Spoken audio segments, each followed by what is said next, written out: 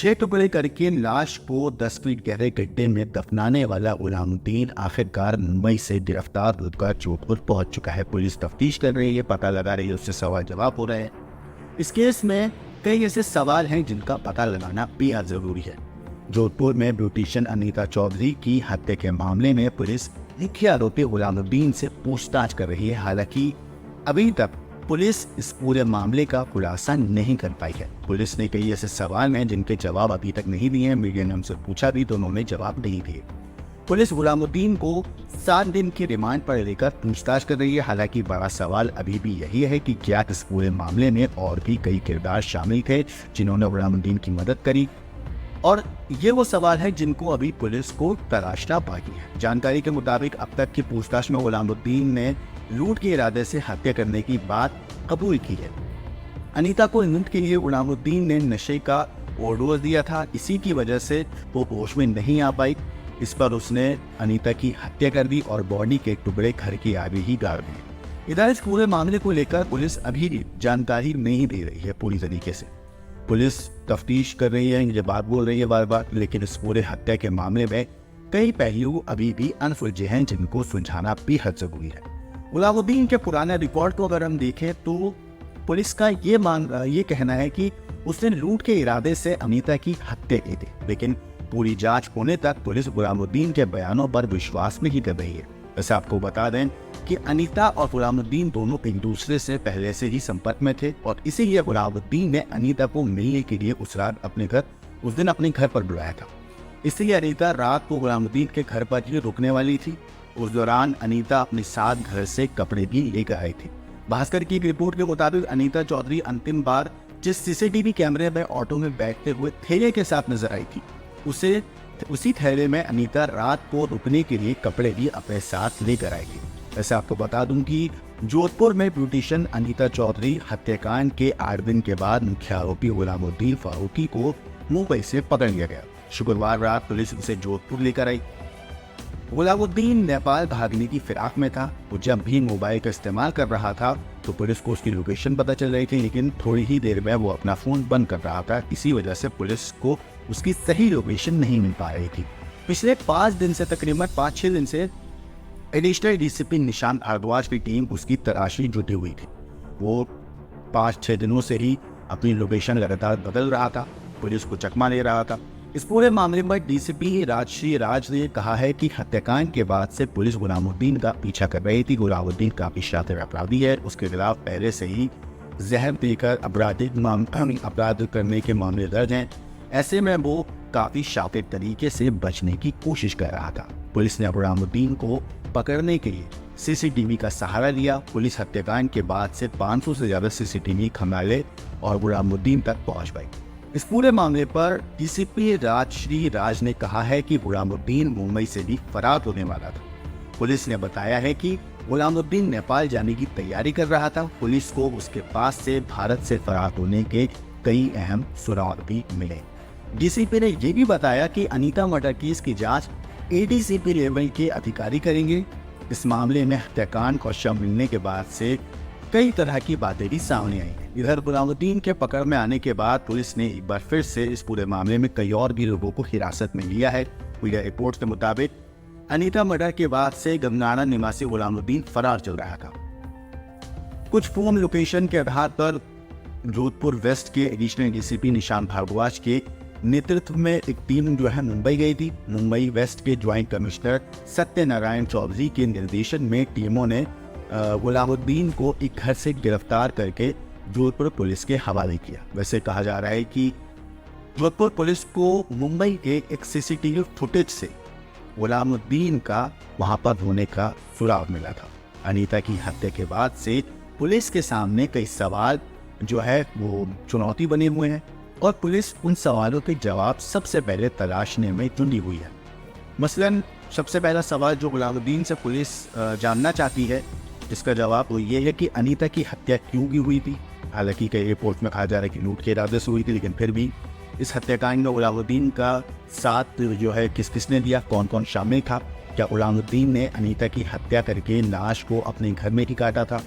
अनीता की हत्या लूट के लिए हुई या फिर प्रॉपर्टी विवाद में हुई या फिर ब्लैकमेलिंग जो है इस पूरे हत्याकांड की वजह बना। प्रॉपर्टी डीलर तैयब अंसारी जिसका नाम आया था, उसका इस हत्याकांड में क्या कनेक्शन है, उसका कोई नाता है या नहीं है। अनीता जो बैग लेकर ब्यूटी पार्लर से निकली थी और ऑटो में बैठते वक्त जो बैग था उसके पास, वो अब कहाँ है। अनीता के कपड़े कहाँ बदले गए थे। गुलामुद्दीन को जोधपुर से फरार करने और फरारी काटने में किसने उसका सहयोग करा, क्योंकि कोई शख्स किस तरीके से बच रहा था तो जाहिर सी बात है अकेले वो ये सब नहीं कर सकता, पूरी उसकी मदद से वो कर रहा था। वैसे आपको बता दूं कि जोधपुर ब्यूटिशियन मर्डर केस का मुख्य आरोपी गुलामुद्दीन के पास से गफ्फार नाम की फर्जी आईडी मिली है। पुलिस उसे मुंबई से गिरफ्तार करके 8 नवंबर की रात को जोधपुर लाई। उससे पूछताछ की जा रही है। शुक्रवार रात जोधपुर डीसीपी वेस्ट राज वर्मा ने कहा कि गुलामुद्दीन वारदात के बाद अहमदाबाद होते हुए मुंबई भाग गया था। इरादा था कि बिहार की ट्रेन पकड़कर वो नेपाल के रास्ते देश छोड़ देगा। पुलिस को उसकी लोकेशन मुंबई में मिल चुकी थी, लेकिन वो फोन ऑन नहीं कर रहा था। मुंबई सेंट्रल रेलवे स्टेशन पर जैसे ही उसने अपना फोन ऑन किया तो पुलिस टीम ने उसे दबोचने के लिए वहाँ पर फौरन पहुंची। स्टेशन पर पुलिस ने हर जगह देखा, लेकिन जैसे ही उसने पुलिस को देखा तो वो वहाँ से भागा, लेकिन सीआई शफीक खान ने बाइक से पीछा करके उसे दबोचा। डीसीपी वेस्ट राज वर्मा ने कहा है कि गुलामुद्दीन ने अपना नाम बदलकर गफ्फार रख लिया था ताकि किसी को पता ना चले। तलाशी में उसके पास से गफ्फार नाम की फर्जी आईडी नहीं मिली है। हत्याकांड की जांच के दौरान पुलिस का कॉल आया तो वो जोधपुर से बस पकड़कर अहमदाबाद भाग गया था। डीसीपी वेस्ट राज वर्मा ने यह भी बताया कि हत्या के कारणों को लेकर अभी बयान जारी नहीं कर रहे हैं। उन्होंने कहा कि उसके बैग से मुंबई से बिहार जाने का ट्रेन का टिकट भी मिला था। वो नेपाल के रास्ते देश से फरार होने की फिराक में।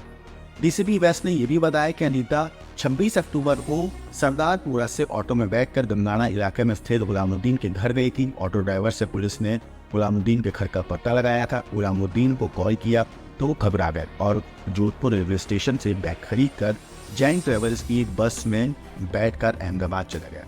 अहमदाबाद से ट्रेन से मुंबई पहुंचा और अलग अलग लॉन्च में ठहर रहा था।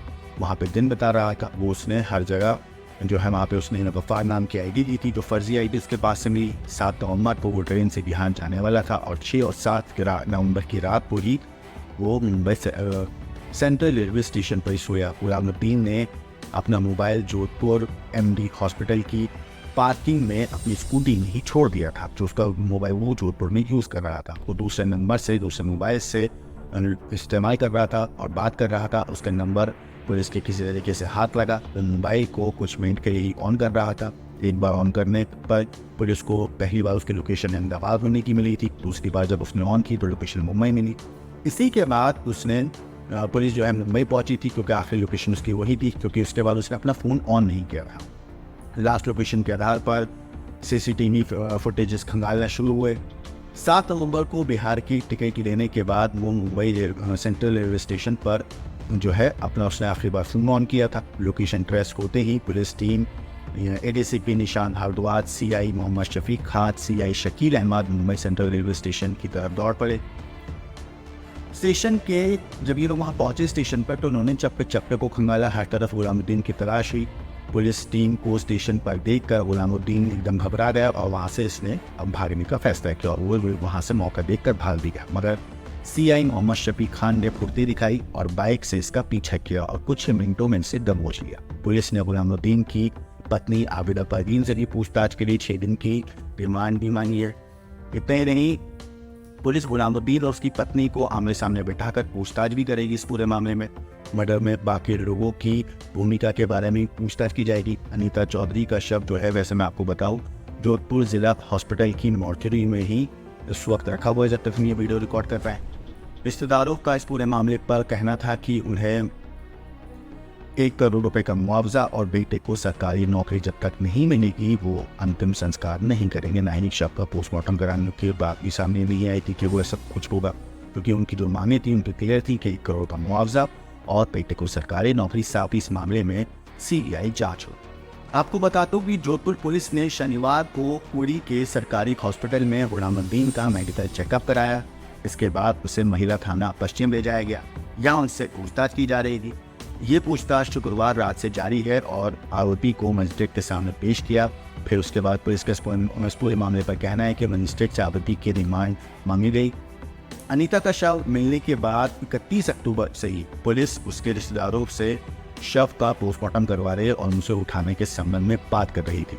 लेकिन जैसे कि मैंने आपको बताया, रिश्तेदार जो है वो इस पूरी मांग पर अड़े हुए थे कि 1 करोड़ का मुआवजा, सरकारी नौकरी बेटे को और साथ ही साथ इस पूरे मामले की CBI से जांच हो। मगर इस पूरे मामले पर अगर गुलामुद्दीन की आपराधिक हिस्ट्री के बारे में बात करें तो वो बदमाश प्रवृत्ति का इंसान है। उसने लूट के दावे से पहले भी जहर देकर वारदातों को अंजाम दिया है। उसके खिलाफ अलग अलग थानों में कई हमले दर्ज है। लेकिन अगर बात करें कि कैसे गुलामुद्दीन ने अनीता का मर्डर किया, तो अभी तक की खबरों के मुताबिक जोधपुर दमनाना मोहल्ले में वो घर है जहाँ पर अनीता का कत्ल हुआ। उस घर का मालिक जो है उसका नाम गुलामुद्दीन है, जिसे मुंबई से पुलिस ने गिरफ्तार किया। 23 अक्टूबर को सरनो गुलामुद्दीन ने अचानक JCB मशीन बुलवाई और घर के ठीक बाहर जो है एक गड्ढा खुदवाया। 10 फीट के करीब वो गड्ढा था। पूरे मोहल्ले ने JCB मशीन भी देखी और खुदते हुए उस गड्ढे को भी देखा, लेकिन किसी को ये नहीं पता था कि अचानक गुलामुद्दीन ठीक अपने घर के बाहर इतना गहरा गड्ढा क्यों खुदवा रहा है। इधर गड्ढा खुदता, उधर गड्ढा खुदने के ठीक 3 दिन बाद इसी गड्ढे, इसी जोधपुर शहर की एक 50 साल की महिला जिसका नाम अनीता चौधरी था, वो अचानक गायब हो जाती है। अनीता चौधरी जोधपुर में एक ब्यूटी पार्लर चलाती थी। 26 अक्टूबर को वो ब्यूटी पार्लर आती हैं और उसके बाद गायब हो जाती हैं। अब गड्ढा खुदे हुए तकरीबन 8 दिन हो चुके थे। इन 8 दिनों में गड्ढे को दोबारा से भर दिया गया था। उधर जो महिला गायब हुई थी, 50 साल की ब्यूटिशियन अनीता चौधरी, उनको गायब हुए हुए तकरीबन 5 दिन बीत चुके थे। अब भी अनीता का पुलिस सुराग नहीं मिल रहा था। पुलिस की तफ्तीश जारी थी। गड्ढा खुदने और भरने के ठीक 8 दिन बाद यानी कि 31 अक्टूबर की रात जोधपुर पुलिस की टीम गुलामुद्दीन के उस घर पर पहुंची।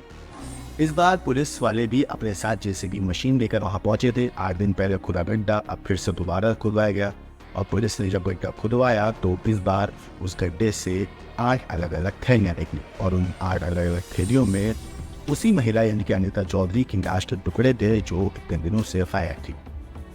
पुलिस ने जब उस गड्ढे को खोदा तो पुलिस को उस गड्ढे से न सिर्फ लाश मिली बल्कि इत्र की शीशियां भी मिली, जो उसे इंजीनियर बाकायदा रखा गया था जानबूझकर ताकि वहां से बदबू ना निकले। वैसे आपको बता दूं, जोधपुर में मौजूद अबेरॉय टावर वो जगह है जिसके अंदर सनशाइन ब्यूटी पार्लर है। ये ब्यूटी पार्लर अनीता चौधरी चलाती थी। 50 साल की अनीता चौधरी शादीशुदा है और उनका एक बेटा भी है। 26 अक्टूबर की सुबह अनीता रोजाना की तरह घर से ब्यूटी पार्लर पहुंची थी और फिर कुछ देर के बाद ही वहां से वो निकल जाते हैं। काफी देर तक जब अनीता चौधरी वापस ब्यूटी पार्लर नहीं लौटी तो ब्यूटी पार्लर की एक महिला स्टाफ ने उन्हें फ़ोन किया। फ़ोन उनका बंद था। बाद में अनीता के जो पति हैं उनको फ़ोन करके उस स्टाफ ने बोला। इसके बाद अनीता के पति को जैसे ही ये बात पता चलती है तो वो हर तरफ अनीता को ढूंढना शुरू करते हैं। उसके नंबर पर कॉल कर रहे थे लगातार, लेकिन फोन ऑफ जा रहा।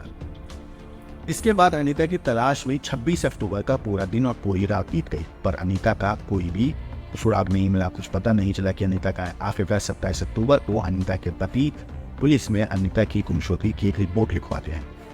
अब पुलिस अनीता की तलाश में जुट जाती है। 4 दिन बीत जाते, अनीता का कोई सुराग नहीं मिला। मगर इस बीच अनीता के पति मनमोहन के पास अनीता की एक सहेली जिसका नाम सुमन है, उसका फोन आता है। सुमन मनमोहन से कहती हैं कि इनसे शक है कि अनीता को तैयब अंसारी नाम के एक प्रॉपर्टी डीलर ने किडनैप कर लिया है। जैसे ही ये नाम आता है, बल्कि बाकायदा सुमन मनमोहन जो अनीता के पति हैं उनसे ये भी कहती हैं कि अनीता के पास कुछ ऐसा जरूर था जो तैयब अंसारी की इमेज को नुकसान पहुंचा सकता था। तैयब अंसारी जो था वो पानी का रहने वाला है और अलग अलग राजनीतिक पार्टियों से कहते हैं उसकी अच्छी खासी बातचीत है, उसका अच्छा खासा दखल है। सुमन के साथ इस बातचीत को सुमन के कहने पर ही मनमोहन ने रिकॉर्ड भी किया और फिर उसे पुलिस को भी दिया। अब इस ऑडियो रिकॉर्डिंग के बाद पुलिस ने तैयब अंसारी से भी संपर्क, लेकिन कोई फायदा नहीं हुआ। अनीता का कोई सुराग नहीं मिला, पर तफ्तीश जारी थी और इसी तफ्तीश के दौरान पुलिस को एक CCTV कैमरा मिला जो कि अनीता के जो ब्यूटी पार्लर था उसके पास लगा हुआ। अब जैसे ही पुलिस के हाथों CCTV कैमरा लगा तो अनीता उसमें दिखाई दी। इस कैमरे में अनीता दिखाई देती है 26 अक्टूबर की दोपहर। पीला सूट पहने हुए अनीता एक ऑटो में बैठती नजर आती है। तस्वीर देखकर साफ लगता है कि किसी ने जबरदस्ती उसे नहीं बिठाया था, बल्कि वो अपनी मर्जी से उस ऑटो में बैठकर कहीं गई है। अब इसी CCTV फुटेज के सहारे पुलिस उस ऑटो वाले की तलाश में दूर जाती है जिसमें बैठकर आखिरी बार अनीता वहां से गई थी। आखिरकार ऑटो वाला मिल जाता है। पुलिस उससे पूछताछ करती है। पूछताछ में वो बताता है कि 26 अक्टूबर की दोपहर अनीता को उसने गंगाना इलाके में ड्रॉप किया था। अब पुलिस के सामने सवाल था कि गंगाना में आखिर अनीता का कौन जानकार रहता होगा जहाँ अनीता गई हो। अनीता की ये जानकारी थी गंगाना वाली अनीता के पति मनमोहन से शेयर की जाती है, रिश्तेदारों से पूछताछ होती। तो फिर पता चलता है कि अनीता की ब्यूटी पार्लर दुकान के ठीक सामने एक ड्राई क्लीनिंग की दुकान है, नाम है स्टार ड्राई क्लीनर। और इसी स्टार ड्राई क्लीनर का जो मालिक है गुलामुद्दीन, वो गंगाना में रहा करता था। क्योंकि अनीता और गुलामुद्दीन की दुकानें काफ़ी वक्त से आमने सामने थी, लिहाजा सालों से दोनों एक दूसरे को जानते थे। अभी जानकारी मिलते ही जोधपुर पुलिस की एक टीम सीधा गंगाना में गुलामुद्दीन के घर पहुंचती है, मगर उससे पहले गुलामुद्दीन को पुलिस फोन करती है। अब जब पुलिस फोन करती है तो गुलामुद्दीन पुलिस के फोन से घबरा जाता है और इससे पहले पुलिस वहाँ पहुंचती है वो फरार हो जाता है। मगर जब पुलिस जोधपुर में गुलामुद्दीन के घर पहुंची तो पता चला कि वो पिछले कुछ दिनों से घर पर है ही नहीं। अब तक की पुलिस टीम गुलामुद्दीन को उनकी लोकेशन को ढूंढने में लग जाती है। इस दौरान एक सीसीटीवी कैमरे में गुलामुद्दीन नजर भी आता है, जो कि 29 अक्टूबर का था। 29 अक्टूबर को गुलामुद्दीन एक्टिवा में स्कूटी पर बैठा जोधपुर रेलवे स्टेशन पर जाकर दिखाई देता है। गुलामुद्दीन कहीं अचानक गायब हो जाना पुलिस का माथा ठनकाता है। इसी के बाद अब पुलिस गुलामुद्दीन की बीवी आबिदा को पूछताछ के लिए बुलाती है। थोड़ी देर तक जैसा अपराधी करता है, बात माता है, इधर उधर की बातें करता है। आबिदा ने भी यही किया और जब पुलिस ने आबिदा से सख्ती से पूछताछ करी तो वो टूट गई और उसने बोलना शुरू किया और कहानी बताई कत्ल की। उसका पहला सच ये था कि 8 दिन पहले उसके घर के ठीक बाहर 10 फीट गहरा जो गड्ढा खोदा गया था और उसे फिर से भर दिया गया बाद में। अब वो चाबी थी कि पुलिस उसे दोबारा खोदे। 21 अक्टूबर की रात को आबिदा ही थी जिसने पुलिस वालों को जेसीबी मशीन मंगाकर अपने घर के बाहर बने उस गड्ढे को दोबारा खुदवाया। आबिदा के कहने पर ही इसी गड्ढे से अनीता बाहर आई, लेकिन इस बार 6 टुकड़ों में उसकी लाश थी पॉलिथीन बैग अंदर। इन्हीं अलग अलग बैगों में अनीता टुकड़ों में सिमटी हुई थी। आबिदा अनीता का सच अब उगल चुकी थी। 6 टुकड़ों में बटी अनीता की लाश पुलिस के कब्जे में थी। कपड़ों से अनीता के परिवार वालों ने उसकी लाश की शिनाख्त भी करी, लेकिन आबिदा का शौहर गुलामुद्दीन फरार था। उस वक्त पुलिस की गिरफ्त से दूर था, कुछ पता नहीं था उस वक्त तक कहाँ है गुलामुद्दीन। लिहाजा पुलिस ने आबिदा को पकड़ा और उससे दोबारा से ठीक से पूछताछ पूरी तरीके से करी। इसके बाद साजिश की एक ऐसी कहानी उसने बताई पुलिस को जिसे सुनकर पुलिस वाले हैरान थे। उसने बताया कि 26 अक्टूबर की दोपहर ऑटो में बैठकर अनीता गंगाना में गुलामुद्दीन के घर पर ही गई थी। दरअसल गुलामुद्दीन ने उसे अपने घर बुलाया था। घर पहुंचने के बाद गुलामुद्दीन और आबिदा ने कहते हैं कि अनीता को शरबत पिलाया। शरबत में बेहोशी की दवा थी जिससे वो बेहोश हो गई। जब अनीता बेहोश हो गई तो गुलामुद्दीन ने चाकू से अनीता की हत्या कर दी। हत्या करने के बाद उसने लाश के 6 टुकड़े किए। फिर सारे टुकड़ों को उसने बड़े बड़े पॉलिथीन के बैग में पैक किया जो वो पहले से अपने पास लेकर आया था। मतलब उसने प्लानिंग पूरी कर रखी थी फतही।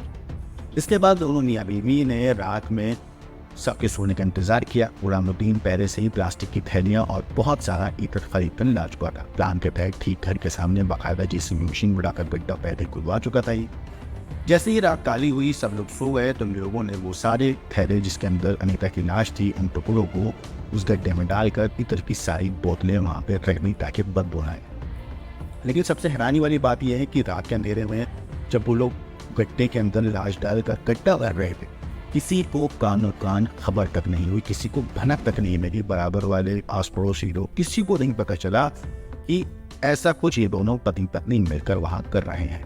मगर जब आबिदा को पकड़ा गया, उससे पूछताछ हुई, जब उसने राज खोला तो उस गड्ढे से अनीता की लाश को बाहर निकाला गया। तफ्तीश के मुताबिक अनीता और गुलामुद्दीन करीब एक दूसरे को 20 साल से जानते थे। शुरुआत में तो ये कहा जा रहा था कि अनीता को गुलामुद्दीन बहन मानता था। मुंह बोले आमने सामने दुकानें होने की जैसे इनकी रोजाना मुलाकात भी होती थी, पर दोनों का काम अलग था। अनीता ब्यूटी पार्लर चलाती थी जबकि गुलामुद्दीन ड्राई क्लीनिंग की दुकान चलाता था, तो आपस में कोई प्रोफेशनल अदावत थी नहीं। लेकिन कंपटीशन ना होने की वजह से भी ऐसा क्या हो गया कि गुलामुद्दीन ने इतनी बेरहमी से अनीता को मार दिया। अब ये सारे सवाल थे जिनका जवाब ढूंढना था, मगर गुलामुद्दीन उस वक्त फरार। अब जाकर गुलामुद्दीन को पुलिस ने गिरफ्तार किया है। हालांकि इस पूरे मामले में जो लूट का एक एंगल है वो थोड़ा सा कंफ्यूजिंग भी करता है, क्योंकि अनीता को जिस वक्त कत्ल किया गया उस वक्त अनीता ज़्यादा सोने के गहने नहीं पहनी हुई। हालांकि अनीता को गोल्ड की ज्वेलरी पहनने का बेहद शौक था। गुलामुद्दीन जो है ज्वेलरी का आदी था और उस पर करीब 12 लाख रुपए का कर्ज था। अब कर्ज उतारने के लिए जब उसने रास्ता नहीं सूझा उसे कोई, तो उसने अनीता का कत्ल करके उसकी लाश से सोने के जेवर लूट लिए, ऐसी कहानी सामने। मगर जब कत्ल हुआ था उस वक्त अनीता ज्यादा सोने के गहने नहीं पहने, तो इतने कम गहनों के लिए गुलामुद्दीन कत्ल कर देगा, ये बात भी अपने आप को थोड़ी सी हैरान करने वाली है। हालांकि ये सारे सवालों के जवाब तफ्तीश में पता चलेगी, गुलामुद्दीन से पूछताछ में पता चलेगा क्या वाकई वजह जो थी वो कर्ज चुकाने के लिए कत्ल किया गया है, सोने के लिए कत्ल किया गया है, या फिर वजह कोई और है। इन सारे सवालों के जवाब पुलिस अब ढूंढ रही है, गुलामुद्दीन से पूछताछ करके पता लगाने की कोशिश कर रही है। इस केस में जो भी अपडेट आएगा हम आपको ज़रूर बताएंगे।